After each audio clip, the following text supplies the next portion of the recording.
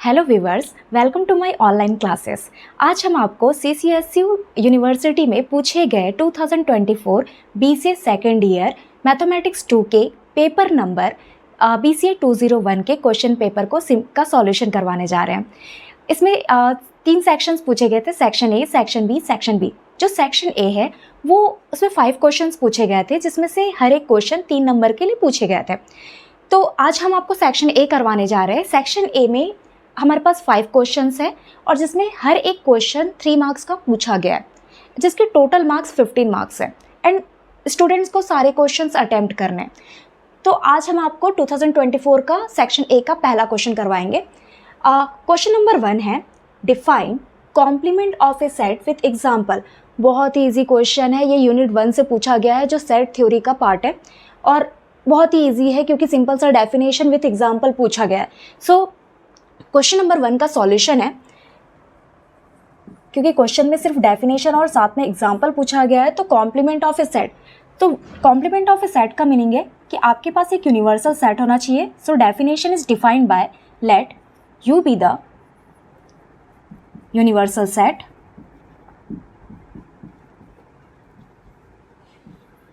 And let A is a subset equal of you. आपके पास एक universal set होना चाहिए। यूनिवर्सल सेट का meaning is all collection of elements and let एक सेट होना चाहिए जो कि उसका सबसेट होना चाहिए यूनिवर्सल सेट का। Then the complement of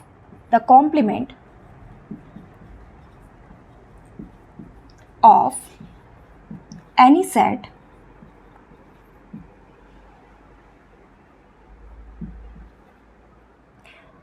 is the set of all elements of universal set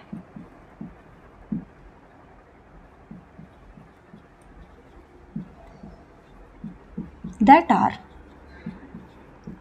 not in the set A.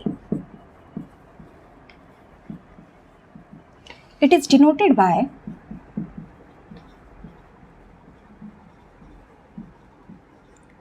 A complement or A to the power C or negation of A, and it is defined by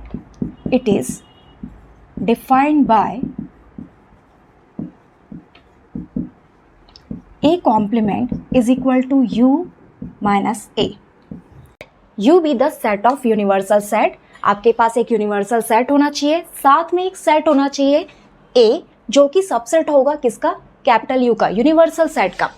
then the complement of any set is the set of all elements in the universal set. Set of all elements किसके होंगे, universal set के, but वो set A के नहीं होने चाहिए। That means that are not in the set A. It is denoted by A dash और A to the power c और negation of A. It is defined by A complement is equal to U minus A. Now, Venn diagram, हम यहाँ पे Venn diagram define करने जा रहे हैं. So, Venn diagram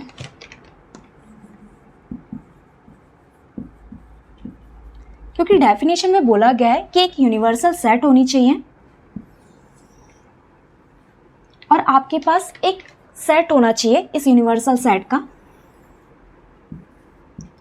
तो ऐसे एलिमेंट्स को रखेगा जो कि यूनिवर्सल सेट के एलिमेंट्स तो होंगे। कॉम्प्लीमेंट जो होगा एक ऐसे एलिमेंट्स को कंटेन करेगा जो कि यूनिवर्सल सेट के एलिमेंट्स होंगे, बट ए के एलिमेंट्स नहीं होने चाहिए। दैट मीन्स यदि हम इन दोनों को माइनस कर दे, जो रिमेनिंग प्लेस है, जो आपको रिमेनिंग प्लेस दिख रहा है, वो क्या होगा, ए कॉम्प्लीमेंट।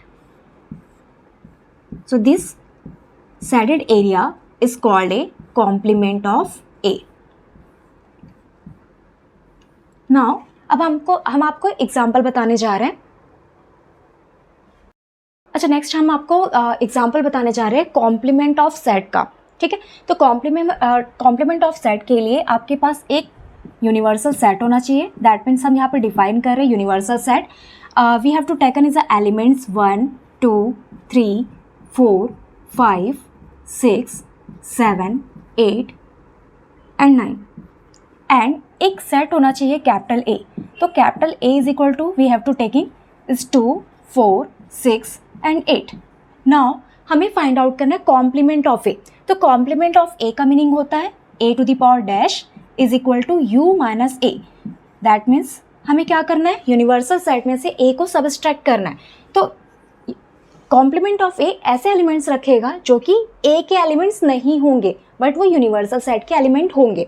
सो हम u में से क्या कर रहे हैं, हमारे पास u है 1, 2, 3, 4, 5, 6, 7, 8, 9। इसमें से हम माइनस कर रहे हैं 2, 4, 6 and 8।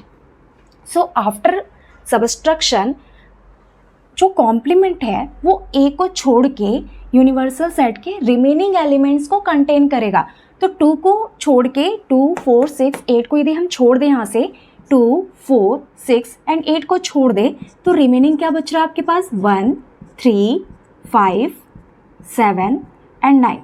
So complement of A is equal to हमारे पास रिमेनिंग होगा 1, 3, 5, 7, 9 जो कि यूनिवर्सल सेट के एलिमेंट होंगे बट ए के एलिमेंट्स नहीं होंगे। ठीक है, this one is called A complement of A set. Now हम इसकी प्रॉपर्टीज यहाँ पे डिफाइन कर रहे हैं, प्रॉपर्टीज ऑफ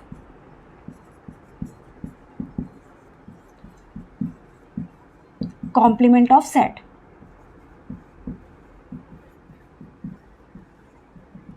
फर्स्ट प्रॉपर्टी कहती है कि यदि आप किसी सेट का कॉम्प्लीमेंट के साथ यूनियन निकालते हैं, ए को यूनियन निकाल रहे हैं आप कॉम्प्लीमेंट के साथ, A union complement of A, that means this is equal to union. Now यदि आपका इसका इंटरसेक्शन निकाल रहे हैं, A intersection A complement equal to this is a empty set. Now third property, यदि आप किसी कॉम्प्लीमेंट का अगेन कॉम्प्लीमेंट निकाल रहे हैं that means this is equal to again set A. Fourth property कहती है कि यदि आप किसी यूनिवर्सल सेट का कॉम्प्लीमेंट निकाल रहे हैं दैट मीन्स क्या होगा u minus U, that means this is equal to 5। And यदि आप किसी एम्प्टी सेट का कॉम्प्लीमेंट निकाल रहे हैं दैट मीन्स u माइनस 5, तो यहाँ से मिलेगा आपको u। सो ये आपका फर्स्ट क्वेश्चन का सॉल्यूशन था जिसमें हमने आपको बताया कि कॉम्प्लीमेंट ऑफ ए सेट की डेफिनेशन क्या है, साथ में उसका वेन डायग्राम बताया, साथ में हमने उसके लिए एक एग्जांपल यहाँ पर डिफाइन किया जो कि क्वेश्चन में पूछा गया था, साथ में हमने यहाँ पे प्रॉपर्टी भी डिफाइन की है जो कि 3 नंबर के अकॉर्डिंग बहुत ही सफिशिएंट सॉल्यूशन है। तो आपको बस यही करना था क्वेश्चन नंबर 1 में। ओके स्टूडेंट्स, अब हम दूसरे क्वेश्चन को सिंप्लीफाइड करने जा रहे हैं। आपका जो सेकंड क्वेश्चन था जो सेक्शन ए में पूछा गया था 3 मार्क्स के लिए, सेकंड क्वेश्चन है define equivalence relations and partial order relation. तो सिंपल सा क्वेश्चन है जिसमें डेफिनेशन पूछी गई है जो कि यूनिट 2 से पूछा गया है, रिलेशन एंड फंक्शन के यूनिट से, यूनिट नंबर 2 से। सो हम इसे सिंप्लीफाइड करने जा रहे हैं। तो सिंपल सा डेफिनेशन है इक्विवेलेंस रिलेशन का। इक्विवेलेंस रिलेशन का मीनिंग होता है कि यदि कोई रिलेशन आर है किस और कोई सेट है तो ये 3 प्रॉपर्टीज़ को सेटिस्फाइड करेगा। First is a reflexivity property, second is a symmetric property and transitivity property. तो सिंपल सा डेफिनेशन है कि equivalence relation is satisfied 3 properties. So हम यहाँ पर डिफाइन करने जा रहे हैं इक्विवेलेंस रिलेशन। इक्विवेलेंस रिलेशन का मीनिंग होता है कि let R be the relation in the set A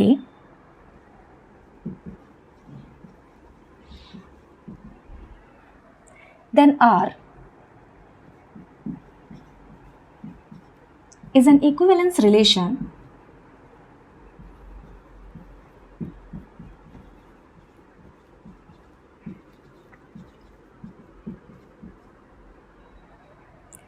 in A if and only if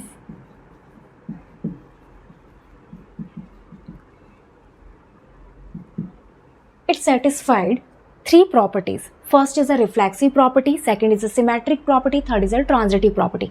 तो हम एक एक करके आपको तीनों प्रॉपर्टीज बता रहे हैं। फर्स्ट है आर इज इन रिफ्लेक्सिव,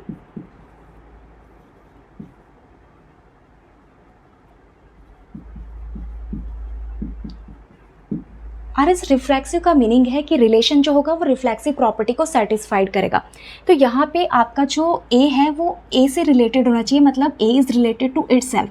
जो एलिमेंट है वो खुद से रिलेटेड होना चाहिए, और ये एलिमेंट जो होगा, जो हम ए ले रहे हैं, वो किसका एलिमेंट होना चाहिए? ए is a element of any non empty set, किसी नॉन एम्प्टी सेट का एलिमेंट होना चाहिए। तो हमेशा क्या होता है रिफ्लेक्सिविटी कंडीशन में, जो एलिमेंट होगा वो खुद से रिलेटेड होगा। Now second condition, second property कहती है कि आर इज सिमेट्रिक।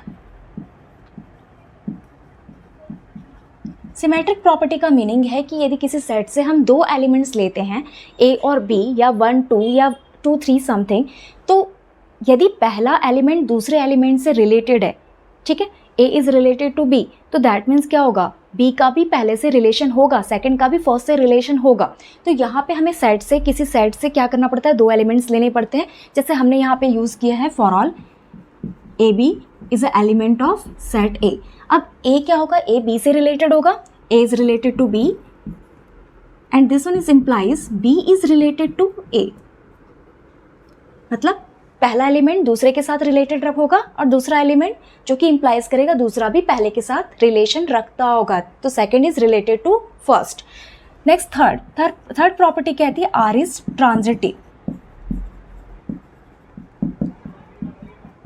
यहाँ पे हमें किसी सेट से 3 एलिमेंट्स लेने पड़ते हैं। 3 एलिमेंट्स दैट मीन्स यदि हम ए बी सी ले रहे हैं, तो पहला यदि दूसरे के साथ रिलेशन रखता है एंड दूसरा तीसरे के साथ रिलेशन रखता है, तो ये इम्प्लाइज करता है कि पहले और तीसरे के बीच में भी रिलेशन होगा, ये ऑब्वियस है। सो यहाँ पर हम क्या करते हैं, 3 एलिमेंट्स यूज़ करते हैं। हमने सेट में से 3 एलिमेंट्स लिया ए बी सी। ये ए जो है वो बी के साथ रिलेटेड है, and B is related to C. तो this one is implies A is related to C. So ये 3 प्रॉपर्टीज सेटिस्फाइड कर रहा है। यदि कोई रिलेशन कोई सेट यदि 3 प्रॉपर्टीज को सेटिस्फाइड कर रहा है, तो ये this one is called A equivalence relation. Okay students, इसी क्वेश्चन में जो सेकंड डेफिनेशन पूछी गई थी वो है पार्शियल ऑर्डर रिलेशन। तो ये भी सेम प्रॉपर्टीज सेटिस्फाइड करता है जैसे इक्विवेलेंस रिलेशन में हमने बताया कि इक्विवेलेंस रिलेशन 3 प्रॉपर्टीज को सेटिस्फाइड करता है। First is a reflexive property, second is a symmetric property, and third is a transitive property. तो बस पार्शियल ऑर्डर रिलेशन में थोड़ा सा डिफरेंस होता है कि ये आपका रिफ्लेक्सिव प्रॉपर्टी को सेटिस्फाइड करता है, सिमेट्रिक प्रॉपर्टी के प्लेस में ये एंटी सिमेट्रिक प्रॉपर्टी को सेटिस्फाइड करता है, एंड थर्ड प्रॉपर्टी ट्रांजिटिविटीज़ को ये भी सेटिस्फाइड करता है जैसे कि इक्विवेलेंस रिलेशन में बताया गया। तो हम पार्शियल ऑर्डर रिलेशन का यहाँ पर डेफिनेशन आपको बताने जा रहे हैं। बहुत ही सिंपल डेफिनेशन है, ठीक है। A non empty set a non empty set A with a binary relation together with a binary relation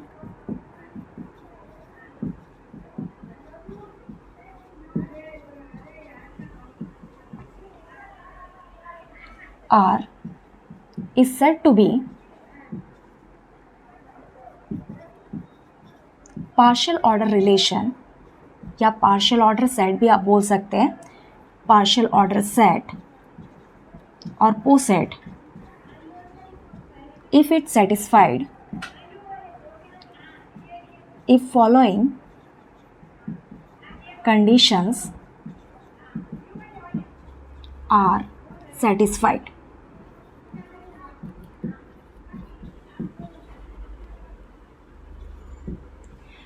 ठीक है, तो यहाँ पे एक नॉन एम्प्टी सेट होना चाहिए, साथ में एक बाइनरी रिलेशन आर होनी चाहिए। तो पार्शियल ऑर्डर सेट या पोसेट भी इसे कहा जाता है। तो ये 3 कंडीशंस को सेटिस्फाइड करेगा। फर्स्ट कंडीशन है reflexivity, first property is reflexive property.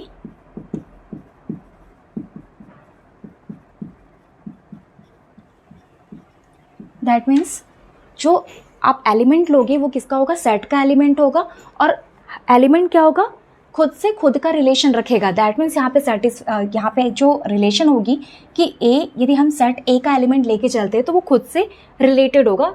इस element A is related to itself, that means A R A, and for all A is a element of capital A is a non empty set जहाँ से हम element को use करेंगे, और ये खुद से खुद में रिलेशन रखेगा। सेम सेकेंड प्रॉपर्टी कहती है एंटी सिमेट्रिक प्रॉपर्टी, ये जो पार्शियल ऑर्डर रिलेशन है वो एक एंटी सिमेट्रिक प्रॉपर्टी को सेटिस्फाइड करता है। तो एंटी सिमेट्रिक प्रॉपर्टी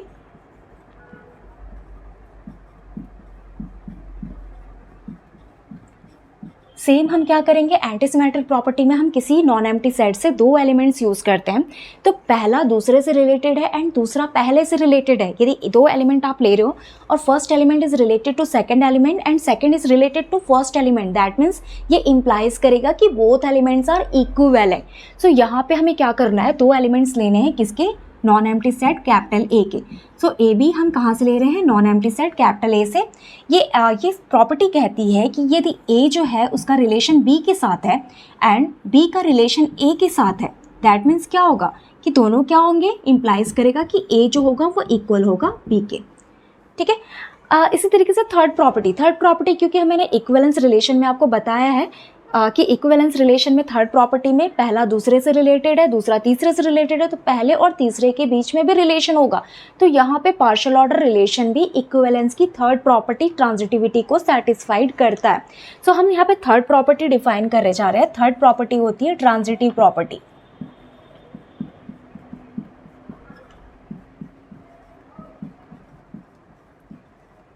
तो ट्रांजिटिव प्रॉपर्टी में हमें क्या करना है, 3 एलिमेंट्स यूज़ करने हैं। कहाँ से यूज़ करने हैं आपको पता ही होगा, आप कहाँ से लोगे, नॉन एम्प्टी सेट से। अब यहाँ पे तीनों के बीच में आपको रिलेशन बनानी है। यहाँ पे जो ए बी सी है, ए बी के साथ रिलेटेड है, A is related to B and B is related to C. That means ये इंप्लाइज क्या करेगा कि पहले और तीसरे के बीच में भी रिलेशन होगा। जब पहला दूसरे के साथ रिलेटेड है और दूसरा तीसरे के साथ रिलेटेड है, तो पहले और तीसरे में क्या होगा, पहले और तीसरे में भी रिलेशन होगा। That means A is related to C. अच्छा, ये जो डेफिनेशन है वो एक पार्शियल ऑर्डर रिलेशन की या फिर पोसेट की डेफिनेशन हम बता रहे हैं। तो हम इसे ऐसे भी डिफाइन कर सकते हैं कि the relation R on set A is called partially order relation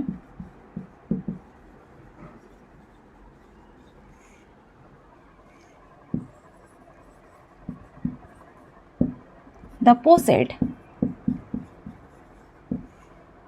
is denoted by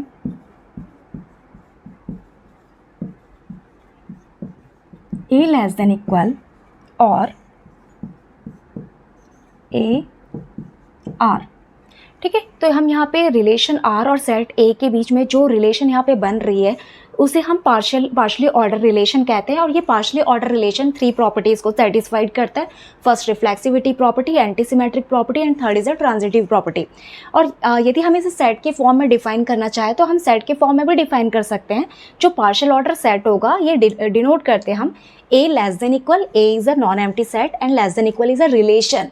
तो यहाँ पे हम ऐसे लिख सकते हैं कि A comma R, this is a partial order relation या पार्शियल ऑर्डर सेट। तो बहुत ही इजी डेफिनेशंस हैं और बहुत ही इजी क्वेश्चंस आपके पेपर में पूछे गए हैं। बहुत ही इजी है, आप इसे आराम से बना सकते हो। ठीक है, तो ये आप अच्छे से प्रिपेयर कर लीजिए नेक्स्ट एग्जाम्स के लिए। This is the most important questions. Okay students, अभी हमने क्वेश्चन 1 और क्वेश्चन 2 सेक्शन ए का भी सॉल्व किया था। तो अब हम क्वेश्चन नंबर 3 पे जा रहे हैं। क्वेश्चन नंबर 3 जो है यूनिट 4 पार्शियल डिफरेंशियल इक्वेशन से पूछा गया। बहुत ही इजी क्वेश्चन है। इस क्वेश्चन में आपको आयलर्स थ्योरम का स्टेटमेंट एंड प्रूफ बोला गया है एंड ये क्वेश्चन 3 मार्क्स में पूछा गया है, जो कि 3 मार्क्स के हिसाब से बहुत बड़ा क्वेश्चन है। बट ठीक है, बट इस क्वेश्चन में आपको क्या करना है, आयलर्स थ्योरम का स्टेटमेंट देना, साथ में इसको प्रूव करके भी दिखाना है। तो हम सबसे पहले इसका स्टेटमेंट दे रहे हैं। आयलर्स थ्योरम का स्टेटमेंट कहता है कि if u is equal to phi of xy be the homogeneous function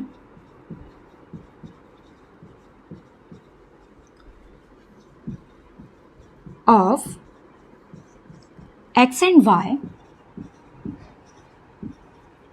of degree n, then x del u upon del x plus y del u upon del y is equal to n into u। Statement कहता है, एलर्स theorem का statement ये कहता है कि u जो है dependent variable है एंड एक्स वाई ये किसका फंक्शन है, एक्स और वाई का फंक्शन है। X y is the independent variable.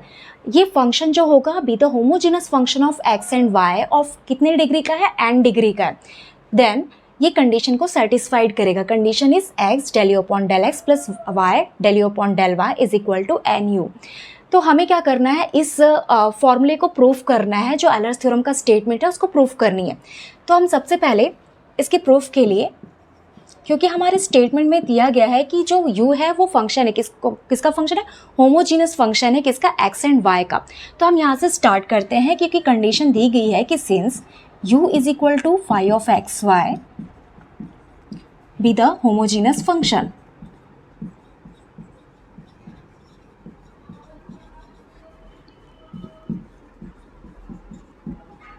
of x and y of degree n, then तो हम यहाँ पे यूज कर सकते हैं then by definition of homogeneous function, by the definition of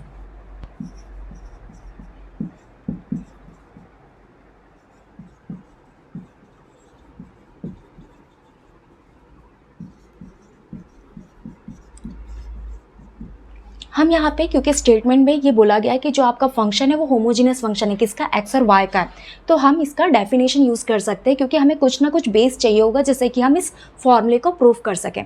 तो हम क्या कर रहे हैं, डेफिनेशन को यूज़ करके चल रहे हैं होमोजीनस फंक्शन का। होमोजीनस फंक्शन का मीनिंग होता है कि आपका जो भी इक्वेशन है उसकी हर टर्म्स की डिग्री सेम होनी चाहिए and it can be expressed by u is equal to x to the power n phi of y upon x। तो हम इस डेफिनेशन जो होमोजेनस फंक्शन की डेफिनेशन है इसको हम सपोज करके चल रहे हैं, ठीक है। This is the equation 1। अब हम क्या करेंगे, क्योंकि हमें यहाँ पे निकालना है del u upon del x del u upon del y, तो हम इस फंक्शन को पार्शियली डिफरेंशिएट करेंगे with respect to x and with respect to y. तो फर्स्ट वर्क होगा कि आपको क्या करना है, इक्वेशन 1 को पार्शियली डिफरेंशिएट करना है, किसके रिस्पेक्ट में, एक्स के रिस्पेक्ट में। So partially differentiating equation 1 with respect to X, ठीक है। तो हम क्या कर रहे हैं, इक्वेशन 1 को पार्शियली डिफरेंशिएट कर रहे हैं, किसके रिस्पेक्ट में कर रहे हैं, एक्स के रिस्पेक्ट में, ठीक है। तो हम इसको क्या करेंगे, एक्स के रिस्पेक्ट में पार्शियली डिफरेंशिएशन, तो हमें यहाँ से मिलेगा del u upon del x, right. अब यहाँ पे राइट हैंड साइड में जो आपका फंक्शन है, यहाँ पे आपके पास 2 फंक्शन है, x to the power n and phi of y upon x। यहाँ पे 2 फंक्शंस का मल्टीप्लिकेशन हो रहा है और दोनों फंक्शन x का फंक्शन है, तो हमें क्या करना है, यहाँ पे प्रोडक्ट रूल यूज़ करना पड़ेगा, ठीक है। तो ये हमारा फर्स्ट फंक्शन होगा, this one is a second function. तो हम पहले फंक्शन को एज इट इज़ रखेंगे, सेकेंड फंक्शन को हम क्या करेंगे, डिफ्रेंशिएट करेंगे। तो सेकेंड फंक्शन का डिफ्रेंशिएशन क्या होगा, phi dash y upon x, right. ये तो हमने फंक्शन का डिफरेंशिएशन किया है, बट हमें इनर फंक्शन का भी डिफरेंशिएशन करना पड़ेगा, किसके रिस्पेक्ट में, x के रिस्पेक्ट में। अच्छा, जब हम पार्शियल डिफरेंशिएशन करते हैं तो उसका मीनिंग होता है कि देखिए हम x के रिस्पेक्ट में पार्शियल डिफरेंशिएशन कर रहे हैं, that means y taken as a constant, right. y को आपको क्या करना है, कांस्टेंट लेके चलना है। तो यहाँ पे जब हम इनर फंक्शन का डिफरेंशिएशन करेंगे तो y क्या होगा, कांस्टेंट होगा। तो डिफरेंशिएशन किसका होगा, 1 अपॉन x का, राइट।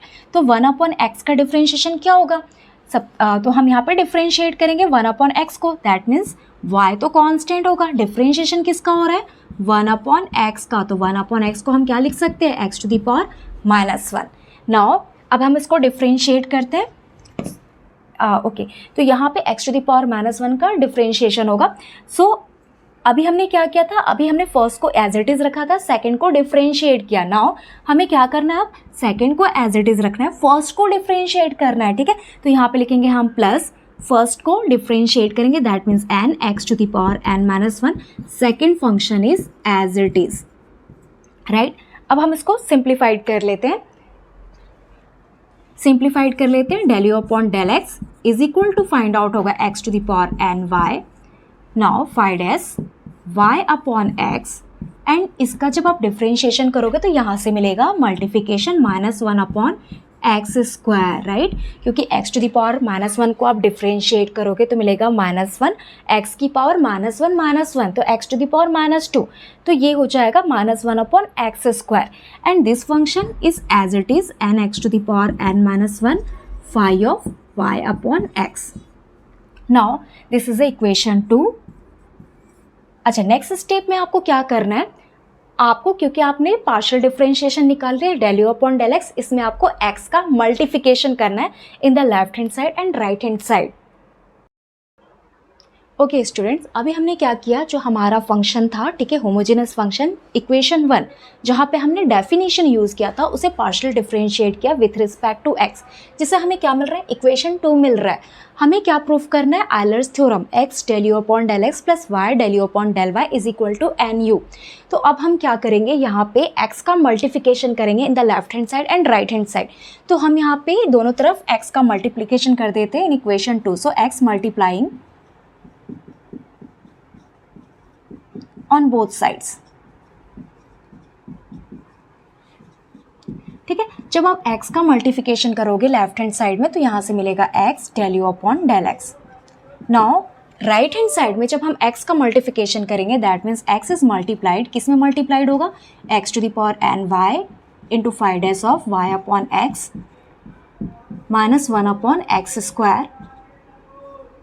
साथ में सेकेंड टर्म्स पे भी x का मल्टीप्लिकेशन करेंगे हम n, x to the power n minus 1 five of y upon x.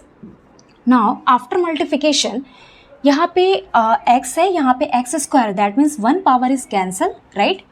तो यहाँ से सॉल्यूशन क्या होगा, x to the power n, ये माइनस को हम सामने ले लेते हैं, right, x to the power n और ये x की पावर 1 है, ठीक है, डिनोमिनेटर में x की पावर 1 है, इसे आप न्यूमरेटर में कन्वर्ट करोगे तो बेसिस सेम है, मतलब पावर्स क्या होंगे, ऐड हो जाएंगे. दैट मीन्स क्या लिख सकते हैं हम, x to the power n minus 1 multiplied y five dash of y upon x, right.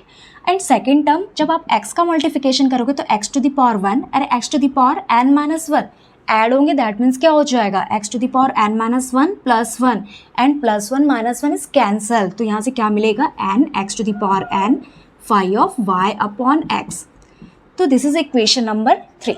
सो यहाँ से मुझे मिल रहा है x del u upon del x is equal to equation number 3. Now ये हमारा कौन सा सॉल्यूशन है, फर्स्ट टर्म का सॉल्यूशन है आयलर्स थ्योरम का x del u upon del x. अब हमें क्या करना है, इक्वेशन 1 को अगेन पार्शियली डिफरेंशिएट करना with respect to y. So now again partially differentiating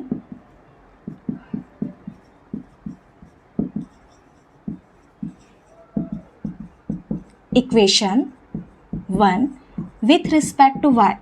अच्छा, y के रिस्पेक्ट में पार्शियल डिफरेंशिएशन कर रहे हो, इसका मीनिंग क्या है कि x जो होगा, जो सेकंड वेरिएबल होगा वो कांस्टेंट होगा, राइट. तो हम यहाँ पे क्या करें, इक्वेशन 1 को फिर से पार्शियल डिफरेंशिएट करेंगे विथ रिस्पेक्ट टू x में. तो इक्वेशन 1 का लेफ्ट हैंड साइड, ठीक है, u को आप पार्शियल डिफरेंशिएट करोगे that means del u upon del y is equal to, हम किसको डिफरेंशिएट कर रहे हैं, इक्वेशन 1 को. हमारा इक्वेशन 1 क्या था, इक्वेशन 1 था x to the power n five of y upon x, right. हम इसी को डिफरेंशिएट कर रहे थे, किसके रिस्पेक्ट में कर रहे हैं, अभी y के रिस्पेक्ट में. हमने पहले किसके रिस्पेक्ट में किया था, x के रिस्पेक्ट में. तो जब हम y के रिस्पेक्ट में करोगे तो x taken as a constant, right. तो यहाँ पे x to the power n आपका कांस्टेंट फंक्शन होगा. डिफरेंशिएशन किसका होगा, सिर्फ five of y upon x का, ठीक है, किसके रिस्पेक्ट में, y के रिस्पेक्ट में. तो हम इसको पार्शियल डिफरेंशिएट करेंगे, that means x to the power n is as it is. हम 5 का डिफरेंशिएशन करेंगे, that means the 5 dash y upon x. अब हमें क्या करना है, अंदर के इनर फंक्शन को भी डिफरेंशिएट करना है, किसके रिस्पेक्ट में करना है, y के रिस्पेक्ट में. तो 1 अपॉन x क्या है, कांस्टेंट है, किसका डिफरेंशिएशन होगा, y के रिस्पेक्ट में, सिर्फ y का डिफरेंशिएशन होगा. और आपको पता है y का differentiation with respect to y क्या होगा, 1 के इक्विवेलेंट होता है. तो यहाँ से हमें सॉल्यूशन मिलेगा del u upon del y is equal to x to the power n, ठीक है, this is x to the power n और यहाँ पे x है, x को न्यूमरेटर में कन्वर्ट करेंगे, दैट मीन्स हो जाएगा x to the power n minus 1 और ये आपको यहाँ से मिलेगा 5 डैश y अपॉन x, ठीक है. एंड y का differentiation with respect to y is 1. तो हमें यहाँ से सॉल्यूशन मिल रहा है x to the power n minus 1 5 dash y upon x. This is a equation number 4. ये हमारा del u upon del y का सॉल्यूशन है, मतलब फंक्शन का partial differentiation with respect to y.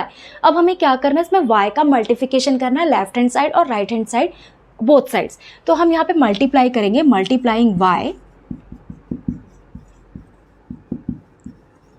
On both sides. Right. तो y का multiplication हम क्या कर रहे हैं, left hand side and right hand side. तो लेफ्ट हैंड साइड में मल्टीप्लाई करेंगे, दैट मीन्स मिलेगा y del u upon del y is equal to y का मल्टीप्लिकेशन करेंगे तो x to the power n minus y into y 5 y upon x। ये क्या होगा, इक्वेशन नंबर 5। अच्छा, ये हमारा पार्शियल डिफरेंशिएशन मिल रहा है, partial differentiation with respect to x से हमें इक्वेशन नंबर 2 मिला। इक्वेशन नंबर 2 में हमने क्या किया, x का मल्टीप्लिकेशन ऑन बोथ साइड्स, ठीक है। तो हमने x और x का multiplication in the left hand side और राइट हैंड साइड जब मल्टीप्लाई किया तो हमें इक्वेशन नंबर 3 फाइंड आउट हो रहा है। आफ्टर देन हमने क्या किया, जो इक्वेशन 1 था उसे पार्शियल डिफरेंशिएट किया विथ रिस्पेक्ट टू y। तो विथ रिस्पेक्ट टू y करने से हमें मिला equation number 4। Now again I multiplying y on both sides, तो हमें फाइंड आउट हो रहा है इक्वेशन नंबर 5। अब हमें क्या करना है, आयलर्स थ्योरम प्रूव करनी है, राइट। तो हम क्या करेंगे, जो हमारे फाइनल इक्वेशंस है इक्वेशन नंबर 3 और इक्वेशन नंबर 5, इसको हम ऐड कर देते हैं। तो इक्वेशन 3 को हम क्या करेंगे, एडिंग इक्वेशन 3, एडिंग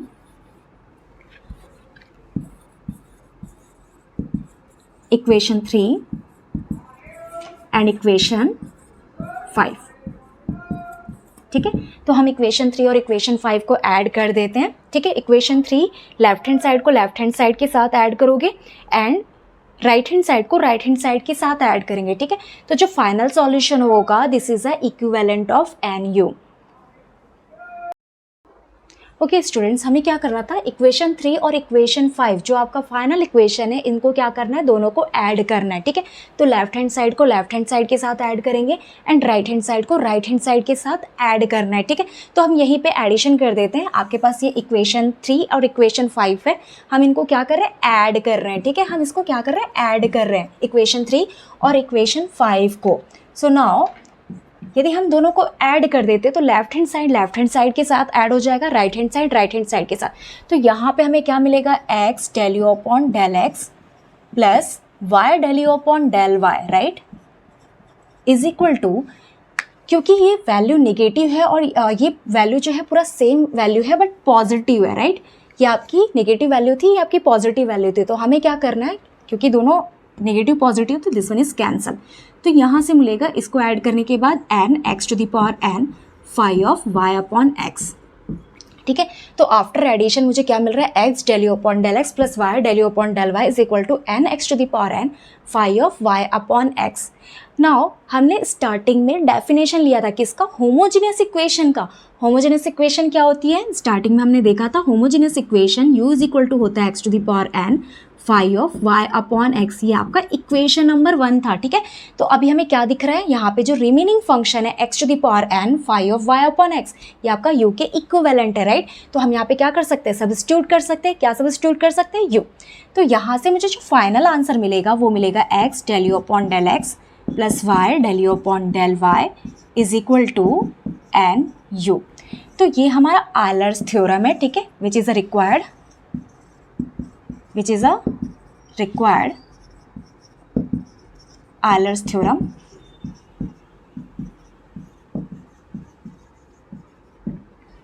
ओके तो स्टूडेंट्स ये बहुत ही इजी सॉल्यूशन है, ठीक है। थोड़ा प्रैक्टिस की तो ज़रूरत पड़ेगी क्योंकि 3 मार्क्स में पूछा गया है, ठीक है। 3 मार्क्स में इतना बड़ा क्वेश्चन दे दिया गया है जो कि सेक्शन बी या सेक्शन सी में आना चाहिए था, बट ठीक है, आपको थोड़ी प्रैक्टिस करनी पड़ेगी। पर जनरली हमेशा क्या होता है, आयलर्स थ्योरम का स्टेटमेंट पूछा जाता है या फिर उसके क्वेश्चंस पूछे जाते हैं, तो आपको थोड़ा सा प्रैक्टिस करना है इसके लिए, प्रूफ के लिए। बट हाँ, आप जो ज़्यादा मेहनत करेंगे वो कहाँ पे करना है, आपको स्टेटमेंट पढ़ने के लिए, ठीक है। आपको उसकी स्टेटमेंट याद करनी है क्योंकि मोस्ट इंपॉर्टेंट टॉपिक है आयलर्स थ्योरम यूनिट 4 का। तो आपको उसका स्टेटमेंट याद करना और उसके पूरे क्वेश्चन आपको प्रैक्टिस करनी है। हाँ, बट एक बार आप इसकी प्रूफ को भी अच्छे से देख लें क्योंकि कभी कभी ये पूछ लेता है, जैसे 2024 में इसका प्रूफ पूछ लिया गया है। ओके स्टूडेंट्स, अभी हमने आपका सेक्शन ए का क्वेश्चन नंबर 1, क्वेश्चन नंबर 2 और क्वेश्चन नंबर 3 सिंप्लीफाइड करके दिया, जो कि बहुत इजी था, ठीक है, बहुत ज़्यादा टफ नहीं है। सेक्शन ए वैसे भी इजीली अटैम्प्ट हो जाता है। नेक्स्ट क्वेश्चन आपका क्वेश्चन नंबर 4, ठीक है। यहाँ पे ये हैश डायग्राम के लिए क्वेश्चन दिया गया है जो कि यूनिट 3 का है। यूनिट 3 आपका पार्शियल ऑर्डर रिलेशन है। पोसेट से क्वेश्चन पूछा गया है, ठीक है, पार्शियल ऑर्डर रिलेशन से, जिसमें से पूछा गया हैश डायग्राम। तो यहाँ पे क्वेश्चन नंबर 4 में क्वेश्चन पूछा गया है, draw the has diagram for the partial ordering. आपके पास पार्शियल ऑर्डर एक रिलेशन दी गई है जिसमें दो सेट हैं ए एंड बी, जो कि ऑर्डर पेयर्स के फॉर्म में लिखे गए हैं, और ए जो है वो सबसेट इक्वल है बी का, ठीक है। तो ये एक रिलेशन दी गई है, partial order relation on the power set. Power set साथ में डिफाइन किया गया पी ऑफ एस फॉर, जहाँ पे एस क्या है, एस आपका सेट है, सेट के एलिमेंट्स है 1 2 3, ठीक है। तो आपके पास आपको क्या करना है, एक पावर सेट के लिए हैज डायग्राम बनाना है, ठीक है, जिसका एक पार्शियल ऑर्डर रिलेशन दिया गया है A comma B and A subset equal B. अब इस पोसेट के लिए जो सेट होगी, सेट को यहाँ पर डिफाइन किया गया क्वेश्चन में। सेट में 3 एलिमेंट्स है, कितने एलिमेंट्स है, 3 एलिमेंट्स। फर्स्ट एलिमेंट है 1, सेकंड एलिमेंट है 2 एंड थर्ड एलिमेंट है 3। अब हैज डायग्राम होता क्या है, तो सबसे पहले हैज डायग्राम जो होता है वो एक ग्राफिकल रिप्रेजेंटेशन होती है। ग्राफिकल रिप्रेजेंटेशन का मीनिंग है जिसमें आप एक नोड से स्टार्ट करते हो, ठीक है, और वो एक अपवर्ड वे में उसके जो हेड्स होते हैं ना अपवर्ड डायरेक्शन में होते हैं, और वो एक दूसरे से कनेक्टेड होते हैं, जो भी जितने भी रिलेशन है वो एक दूसरे से कनेक्टेड होते हैं, बट दिस इज़ एक ग्राफिकल रिप्रेजेंटेशन। तो हम सबसे पहले क्या करते हैं, जो जो चीज़ें दी गई है उसे कंसिडर कर लेते हैं, आफ्टर देन हम क्या करेंगे, इसका एक हैश डायग्राम ड्रॉ करते हैं। सो नाउ क्वेश्चन में आपके पास पावर सेट के लिए एक सेट दिया गया है, ठीक है, given that partial order relation दी गई है। पार्शियल ऑर्डर रिलेशन क्या है आपके पास, पार्शियल ऑर्डर रिलेशन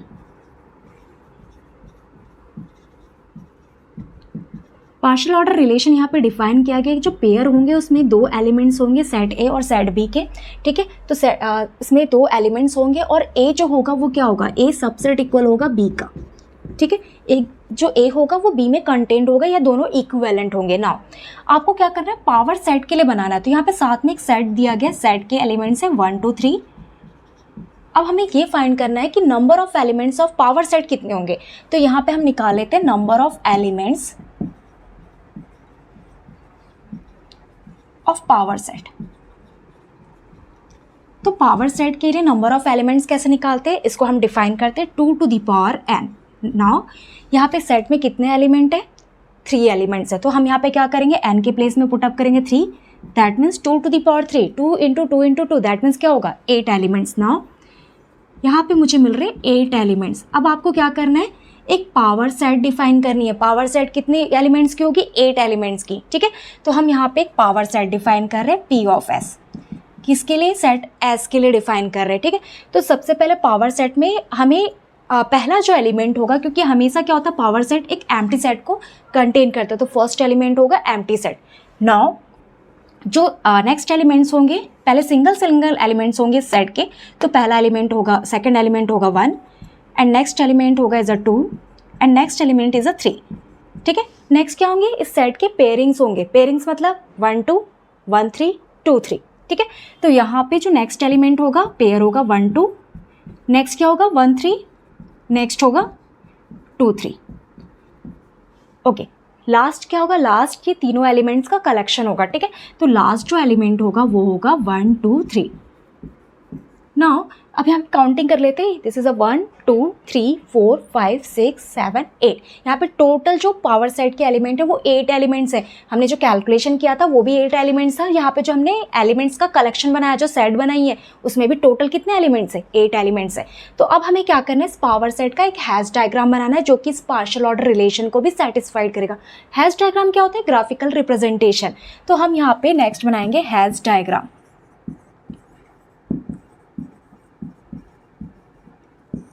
अच्छा, यहाँ पे हमें हैश डायग्राम बनाना है, क्योंकि पहला एलिमेंट एम्प्टी एलिमेंट है। एम्प्टी क्या होता है, एम्प्टी सभी के साथ कनेक्टेड हो सकता है, ठीक है। एम्प्टी का मीनिंग है ब्लैंक, जिसमें कोई भी एलिमेंट नहीं है। तो हम सबसे पहले जो हमारा स्टार्टिंग नोड होगा वो क्या होगा, इज अ एम्प्टी एलिमेंट या एम्प्टी सेट, राइट। हम यहाँ से स्टार्ट करेंगे। अब ये एम्प्टी सेट क्या होगा, 1 के साथ भी हो सकता है, 2 के साथ भी रिलेट हो सकता है, 3 के साथ भी रिलेट हो सकता है, और साथ में 1 2 के साथ भी रिलेट कर सकता है, 1 3 के साथ भी कनेक्ट कर सकता है, 2 3 के साथ भी, 1 2 3 के साथ भी।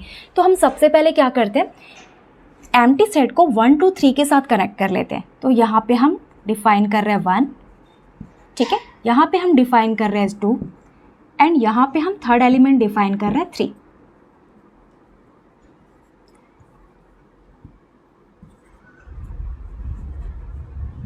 ठीक है, तो हमने यहाँ पे डिफाइन कर दिया एम्प्टी सेट। यहाँ पे हमने 3 एलिमेंट्स डिफाइन किया 1 2 3। नाउ हम इसको कनेक्ट कर देते हैं। ठीक है, ओके। अब ये जो 1 2 3 है, 1 2 3 किससे किससे कनेक्टेड है? 1 और 2 जो होगा 1 2 से कनेक्टेड होगा, राइट। तो हम 1 और 2 के लिए यहाँ पे एक एलिमेंट लेते हैं। ये 1 2 क्या होगा? 1 2 इन दोनों से कनेक्टेड होगा, राइट। तो यहाँ पे पेयरिंग्स बनेंगे 1 2। ये जो नोड है, ये नोड आपका बता रहा है, ये जो वर्टेक्स होगा या नोड, ये जो वर्टेक्स है, ये वर्टेक्स क्या बता रहा है? ये बताएगा 1 2 एलिमेंट। ठीक है, नेक्स्ट अब हम जाते हैं 1 3 पे। 1 3 क्या होगा? 1 और 3 से मिलकर बना होगा। ठीक है, तो 1 3 यहाँ पे 1 और 3 से मिलकर बना होगा, और 2 3 जो होगा वो 2 और 3 से मिला होगा। तो यहाँ पे हम ले लेते हैं 2 3। ठीक है, तो यहाँ पे बनेगा 2 और 3। नाउ नेक्स्ट हमारे पास 1 3। तो 1 3 यहाँ पे कोई एलिमेंट होगा जो कि 1 और 3 से मिलकर बना होगा, राइट। नेक्स्ट लास्ट एलिमेंट है 1 2 3। 1 2 3 क्योंकि ये सभी से कनेक्टेड है। ठीक है, 5 1 2 3 1 2 1 3 2 3 से कनेक्टेड होगा। 1 और 2 मिला के 1 2 बन रहे हैं। ठीक है, 2 और 3 मिला के 2 3 बन रहा है, और 1 2 मिला के 1 3 मिला के हमारे पास 1 3 बन रहा है। अब 1 2 3 क्या है? ये सभी से कनेक्टेड होगा। ठीक है, तो हम यहाँ पे एक हाईएस्ट पॉइंट लेंगे जो कि डिफाइन करेगा 1 2 3। ये इससे भी कनेक्टेड होगा, ये इससे भी कनेक्टेड होगा, ये इससे भी कनेक्टेड होगा। ठीक है, तो ये हमारा एक हैश डायग्राम है जो कि एक ग्राफिकल रिप्रेजेंटेशन होती है, जिसमें हम सबसे पहले नोड डिफाइन करते हैं। नोड यहाँ पे ये आपका नोड है, स्टार्टिंग नोड, जिसको हमने एम्प्टी सेट डिफाइन किया था। ठीक है, क्योंकि ये हमें ये बताना था कि जो पहला एलिमेंट होगा वो क्या होगा? सेकंड एलिमेंट का सबसेट होगा। तो 5 जो होगा वो क्या होगा? 5 से बड़ा 1 होगा। ठीक है, तो 5 इसका सबसेट हो सकता है। ठीक है, एंड 5 जो होगा 2 का भी सबसेट होगा, 5 3 का भी सबसेट होगा। अब यहाँ पे हम 1 2 से जब 1 2 बनाते हैं तो 1 जो है वो 1 2 का सबसेट है, 2 1 2 का सबसेट है। सेम यहाँ पे क्या दिख रहा है? 2 और 3। तो 2 और 3 2 3 का सबसेट है, राइट। एंड यहाँ पे हमने फिर बनाया 1 3, 1 और 3 को कनेक्ट किया, मतलब 1 और 3 क्या है? 1 3 के सबसेट है। नाउ 1 2 3 के सबसेट्स क्या होंगे? 5 भी होगा, 1 भी होगा, 2 भी होगा, 3 भी होगा, 1 2 भी होगा, 1 3 भी होगा, 2 3 भी होगा। तो ये सारे क्या होंगे? सबसेट होंगे। तो यहाँ पे ये पार्शियल ऑर्डर रिलेशन की कंडीशन सेटिस्फाइड कर रहा है। ठीक है, और ये हमारा एक सिंपल सा हैश डायग्राम है। ठीक है, जो कि एक ग्राफिकल रिप्रेजेंटेशन डिफाइन करता है। तो बहुत ही इजी क्वेश्चन था ये आपका, क्वेश्चन नंबर 4, जो कि आपका यूनिट 3 से पूछा गया था। ओके स्टूडेंट्स, अभी हमने सेक्शन ए के question number 1, question number 2, question number 3, question number 4 को सिंप्लीफाइड किया। अब हम नेक्स्ट क्वेश्चन नंबर 5 सिंप्लीफाइड करने जा रहे हैं, जो कि यूनिट 5 मल्टीपल इंटीग्रल से पूछा गया है। ये आपका डबल इंटीग्रल का क्वेश्चन है, और डबल इंटीग्रेशन में इसने बहुत ही सिंपल कॉन्स्टेंट लिमिट्स के अकॉर्डिंग क्वेश्चन दिया है। ठीक है, तो हम इसे सिंप्लीफाइड करने जा रहे हैं। ये सिंपल इंटीग्रेशन है, जैसे आप करते हो वैसे ही आपको करना है। तो यहाँ पे आपके पास सबसे पहले गिवन दैट है इंटीग्रेशन। सो हम इसे कंसिडर कर लेते हैं। I = 1 to first integration limit, and second integration limit is 3 4, and function आपके पास गिवन है xy + e⁻y dy/dx। अच्छा, हम यहाँ करते क्या है? जो हमारा इंटीग्रेशन है, ठीक है, हम यहाँ पे राइट टू लेफ्ट इंटीग्रेशन को काउंट कर लेते हैं। ये हमारा फर्स्ट इंटीग्रेशन होगा, this one is a second integration. ठीक है, सेम जो जिस के रिस्पेक्ट में इंटीग्रेट करना है उसको भी हम काउंटिंग कर लेते हैं। This one is a first, this one is a second. यहाँ पे हम लेफ्ट टू राइट करते हैं, यहाँ पे हम राइट टू लेफ्ट करते हैं। ठीक है, तो यहाँ पे हमें क्या करना है? जो हमारा फर्स्ट इंटीग्रेशन है, जिसको हमने फर्स्ट दिया, उसको हम फर्स्ट के रिस्पेक्ट में इंटीग्रेट करेंगे, एंड जिस इंटीग्रेशन को हमने सेकंड दिया उसे सेकंड के रिस्पेक्ट में इंटीग्रेशन करेंगे। तो पहले हमारा फर्स्ट इंटीग्रेशन होगा किसके रिस्पेक्ट में? y के रिस्पेक्ट में। तो यहाँ पे हम इंटीग्रेशन स्टार्ट करते हैं। हम किसको इंटीग्रेट करना है? पहले वाले इंटीग्रेशन को हम पहले डेरिवेटिव के रिस्पेक्ट में इंटीग्रेट करें, मतलब with respect to y। Now remaining हो जाएगा x, इसको हम बाद में करेंगे। तो पहले हम क्या करें? इस फंक्शन को y के रिस्पेक्ट में इंटीग्रेट कर रहे हैं। तो जब भी हम y के रिस्पेक्ट में इंटीग्रेशन करेंगे तो आपको हमेशा कंसेप्ट याद रखना है कि x क्या होगा? x को आपको कांस्टेंट की तरह ट्रीट करना है। ठीक है, x treating as a constant. तो सिर्फ y का इंटीग्रेशन होगा, x का इंटीग्रेशन नहीं होगा। ठीक है, तो आपको ध्यान रखना है कि जब भी आप y के रिस्पेक्ट में करोगे x कांस्टेंट होगा, जब x के रिस्पेक्ट में करोगे तो y treating as a constant. तो हम यहाँ पे इंटीग्रेशन स्टार्ट कर लेते हैं। ठीक है, हम y के रिस्पेक्ट में इंटीग्रेशन कर रहे हैं, मतलब क्या होगा, x जो होगा वो कांस्टेंट होगा। तो नाउ यहाँ पे हम x को एज इट इज रखेंगे, किसको इंटीग्रेट करेंगे, y को। तो y का integration with respect to y, तो दैट मीन्स ये हो जाएगा y² plus e to the power y का इंटीग्रेशन होता है e to the power y। ठीक है, नाउ ब्रैकेट के बाहर आपको क्या करना है, लिमिट्स लिखना है। क्या है, आपका लोअर लिमिट है 3, अपर लिमिट है 4। ठीक है, dx को आप रिमेनिंग रखोगे। अब हमें क्या करना है, upper limit and lower limit को सब्स्टिट्यूट करना है। कहाँ पे करना है, y के प्लेस में करना है, x के प्लेस में बिल्कुल नहीं करना है। ठीक है, x यहाँ पे एज अ कांस्टेंट है, तो हम यहाँ पे क्या करेंगे, y के प्लेस में लिमिट्स पुट अप करेंगे। सो यहाँ से मिलेगा x मल्टीप्लाइड y के प्लेस में 4 रखेंगे, मतलब 4 का होल स्क्वायर, 4 का whole square that means 16/2। Now y के प्लेस में पुटअप करेंगे 4, that means e to the power 4। Now हम अपर लिमिट हमने पुटअप किया, अब हमें क्या करना है, लोअर लिमिट पुटअप करनी है। तो लोअर लिमिट के लिए हम लिखेंगे -3 को हम पुटअप करेंगे y के प्लेस में, दैट मीन्स ये हो जाएगा x 3 का square that means 9/2। Now lower limit रख रहे हैं इसलिए माइनस, प्लस माइनस माइनस होगा, e to the power y के प्लेस में पुटअप करेंगे 3। Now integration is remaining with respect to x। अब इसे हम कैलकुलेट कर लेते हैं। यहाँ से जब हम कैलकुलेशन करेंगे तो कैलकुलेशन से हम यहाँ पे फाइंड आउट होगा 16/2। 16/2 का मीनिंग है इज 8x माइनस 9/2x। यहाँ से मिलेगा 8x माइनस 9/2x। एंड साथ में हमारा जो कांस्टेंट फंक्शन है e की पावर वो भी फाइंड आउट होगा, e to the power 4 minus e to the power 3 dx। ठीक है, अब इसे हम कैलकुलेट कर लेते हैं। जो हमारा 8x माइनस 9/2x है, इसको हम पूरा कैलकुलेट कर लेते हैं। तो यहाँ पे एलसीएम मिलेगा 2 एंड 2 का मल्टीप्लिकेशन करेंगे 8 के साथ, दैट मीन्स 16 माइनस 9। 16 माइनस 9 का मीनिंग है 16 माइनस 9 दैट मीन्स 7। ठीक है, तो ये कैलकुलेशन करने से मिल रहा है मुझे 7x/2 plus e to the power 4 minus e to the power 3 dx। Now अब क्या करना है आपको, x के रिस्पेक्ट में इंटीग्रेशन करनी है। ठीक है, अब हमारा इंटीग्रेशन जो होगा वो x के रिस्पेक्ट में होगा, तो x के रिस्पेक्ट में करेंगे तो y treating as a constant. तो यहाँ पे हम क्या कर रहे हैं, x को इंटीग्रेट कर रहे हैं, दैट मीन्स क्या मिलेगा 7/2, x का integration x²/2। Now this one is a constant function, तो यहाँ से मिलेगा e to the power 4 minus e to the power 3 of x। Now substituting lower limit and upper limit. ठीक है, तो हम यहाँ पे क्या करें, x के प्लेस में पुटअप करेंगे lower limit and upper limit. ठीक है, तो हम यहाँ पे x के प्लेस में पुटअप कर देते हैं 2। ठीक है, यहाँ पे x के प्लेस में हम पुटअप कर रहे हैं 2, दैट मीन्स यहाँ से हो जाएगा 7/4। ठीक है, 2 × 2 इज 4 एंड x के प्लेस में 2 रखेंगे मतलब मल्टीप्लाइड 4।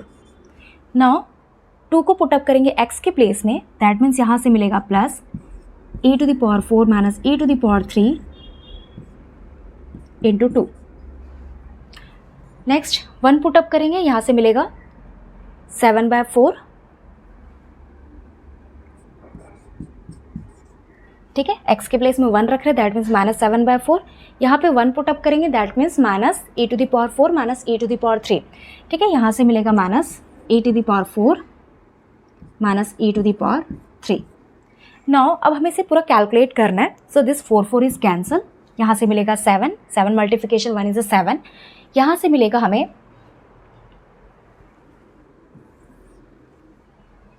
कैलकुलेशन में मिलेगा i इज इक्वल टू 7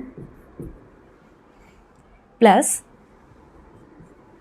इस 2 को ब्रैकेट में मल्टीप्लाइड करेंगे, that means 2 e to the power 4 minus 2 e to the power 3, right, minus 7/4 and remaining is minus e to the power 4 plus e to the power 3। ठीक है, minus को अंदर multiplication करेंगे, that means ये हो जाएगा minus e to the power 4 and plus e to the power 3, right. अब हम इसे कैलकुलेट कर लेते हैं। यहाँ से मिलेगा i is equal to 7 minus 7/4। यदि 7 माइनस 7/4 को कैलकुलेट करेंगे तो यहाँ पे एलसीएम हो जाएगा। हम इसे कैलकुलेट कर रहे हैं 7 माइनस 7/4। ठीक है, constant value and 2 e to the power 4 और minus e to the power 4, मतलब 2 माइनस 1 क्या होता है e to the power 4 and minus 2 e to the power 3 और plus e to the power 3। यहाँ से मिलेगा minus e to the power 3, right. इसका हम कैलकुलेशन करेंगे तो LCM is a 4 into 7 is a 28 minus 7, 28 minus 7 21/4, right. After LCM is a 4 and 4 multiplication 7 is a 28 minus 7, that means a 21/4 plus E to the power 4 minus E to the power 3। तो this is a final answer of this question. ठीक है, ये आपका final answer होगा किसका, double integration का, question number 5 का। I is equal to 21/4 plus E to the power 4 minus E to the power 3। बहुत ईजी क्वेश्चन है। ठीक है, आपके क्वेश्चन नंबर 1, 2 एंड 3 जो था 1, 2 था वो बहुत ही इजी डेफिनेशन आए हुए थे। क्वेश्चन नंबर 3 जो था वो थोड़ा सा आपको सिंप्लीफाइड करना था। ठीक है, उसमें प्रैक्टिस करनी पड़ेगी। बट क्वेश्चन नंबर 4 तो आपका सिंपल सा ग्राफिकल रिप्रेजेंटेशन था, जो कि एक हैश डायग्राम डिफाइन करना था। लास्ट क्वेश्चन में थोड़ा मेहनत आपको करना पड़ेगा। ठीक है, तो ये आपके 2024 के सेक्शन ए का सिंप्लीफिकेशन है। आप इसको प्रैक्टिस करिए एंड यदि कोई भी डाउट हो या कुछ भी हो तो आप कमेंट सेक्शन में डाल सकते हैं। ठीक है, और यदि आपको अच्छा लगा हो ये वीडियो तो आप इसे लाइक एंड सब्सक्राइब कर दें।